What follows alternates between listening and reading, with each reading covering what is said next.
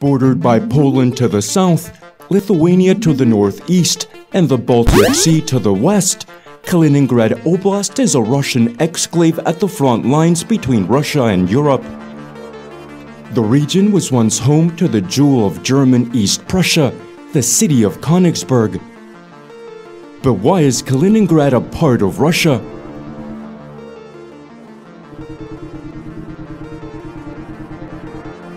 The history of Kaliningrad is one of shifting population migrations. During the Middle Ages, the region was conquered by the Germanic Teutonic Order.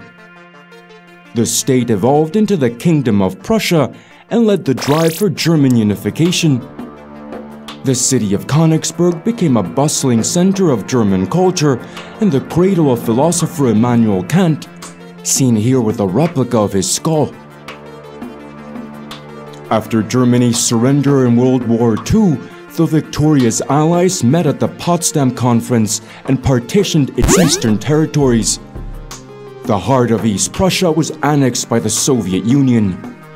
The remaining population was forcibly deported, known as the German expellees. The destroyed city of Königsberg was rebuilt, renamed Kaliningrad, and settled with an ethnic Russian majority.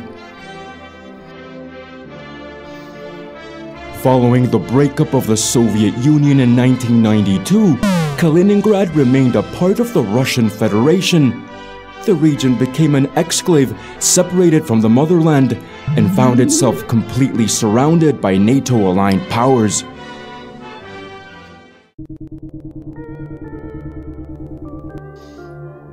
Kaliningrad is a strategic piece of geopolitical real estate, a major transport and industrial hub, and Russia's only warm water port in the Baltic Sea. The oblast underwent an intensive militarization effort that transformed it into one of the most heavily armed regions in Europe. It's the headquarters of the powerful Baltic fleet of the Russian Navy and stations nuclear loadable Iskander-M rockets with a 500-kilometer range that could reach Warsaw, Berlin, or Copenhagen. Though the region seems exposed and surrounded by NATO, Kaliningrad also allows Russia to project power deep into Europe. The Suwalki Gap, a 100-kilometer wide land strip that connects Poland, Lithuania, Belarus, and Kaliningrad, is NATO's Achilles heel. By occupying the strategic position, Russia can completely cut off the Baltic states from the rest of NATO, cleaving the military alliance in two. The Kaliningrad question is a geopolitical debate concerning the future status of the Russian Oblast. Irredentist claims to the whole or parts of the region have been pressed by fringe groups in Lithuania, Poland, and Belarus, including by President Alexander Lukashenko. But most of the speculation about Kaliningrad's future has centered on Germany's historical Prussian claims. In Germany, the status of Kaliningrad and its lost territories to the east was a mainstream political issue until the 1960s, when these irredentist claims became associated with the extreme far right. The German government has formally renounced any rights to their former lands and implemented legal mechanisms to prevent the reintegration. Some experts disagree with this interpretation, arguing that the status of Kaliningrad is legally vague, as the Potsdam Agreement only specifies the Soviet Union's rights to occupy the territory, not annex it. But this is not a mainstream view.